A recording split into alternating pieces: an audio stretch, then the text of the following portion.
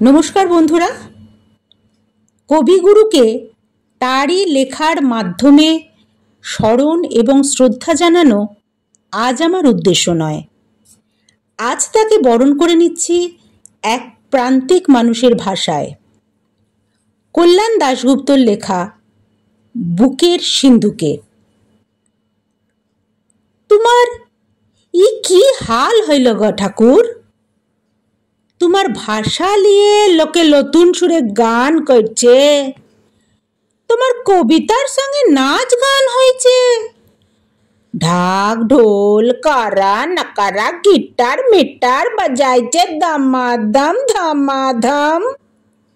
ইটো নাকি মডার্ন রবীন্দ্রসঙ্গীত, ইটোর নাম নাকি কবিতার ব্যান্ড, আর উটো কিনা 25-এ বসে খেয়ে।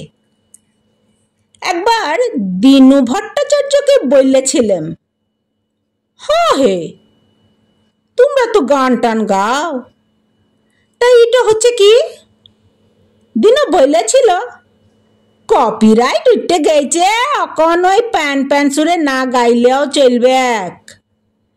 বললাম, রবি ঠাকুর তো সুর বাইন্দে দিয়েছে। ও বললে, ও বাঁধন এখন ঢিলা, বুঝলি হান্দু? কথাগুলো বললে পালাইন দিচ্ছিল দিনু। গো ঠাকুর, অত সুন্দর কথা এখন কেতন হচ্ছে, কাওয়ালি মুজরা হচ্ছে, কিছুই বলবে ক্লাইলাকে। ইয়াদের ঘাড় মটকাচ্ছে না কেনে?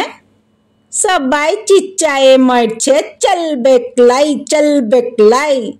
আর তুমি মুখে কুলুপ এটে রয়ে যাবে। বাপ তো তোমার গান কবিতা বলতো, ভৈরে যেত মন্টো। আর এখন তোমার গানে ডিস্কো হচ্ছে। পাঠশালে যদু মাস্টার তোমার গল্প শোনাতো, 25-এ বসে খেয়ে স্কুলে পদ্য বলেছি, গান বলেছি। এখন তাণ্ডব নৃত্য হচ্ছে, তোমাকে নিয়ে ব্যবসা হচ্ছে, কেউ পুচ্ছেস নাই তোমাকে। লয়তো তোমার মেডেল প্যারাইজ ছবি মুভি সব চড়ে নিয়ে চলে যায়। যেমন পাহাড়ার ছিঁড়ি তেমন চোর ধরা। এখন বাপি বাতিল হচ্ছে, তখন রবি ঠাকুর। গুরুদেব গো, কি বলবো তোমাকে, লাজ লাগছে আমাকে। তোমার গান লোকে ভুলতে পারে, তোমার মেডেল চোর নিতে পারে, কিন্তু বুকের যে সিন্ধুকটায় তোমাকে রাখেছি, সেখান হইতে তোমাকে চুরি করার সাধ্যি চোরের বাপেরও লাই, চোরের বাপেরও লাই, চোরের বাপেরও লাই। ধন্যবাদ। ভালো লাগলে লাইক কমেন্ট শেয়ার অবশ্যই করবেন।